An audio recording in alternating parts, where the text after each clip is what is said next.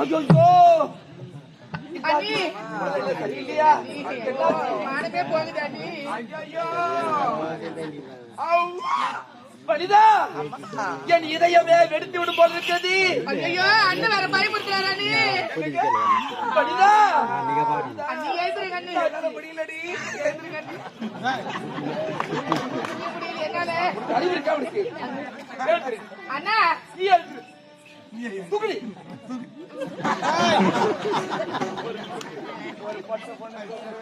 என்னால முடியல அண்ணி. இருங்க அண்ணி, நானே தூக்குறேன். ஐயோ, நானே தூக்குறேன்.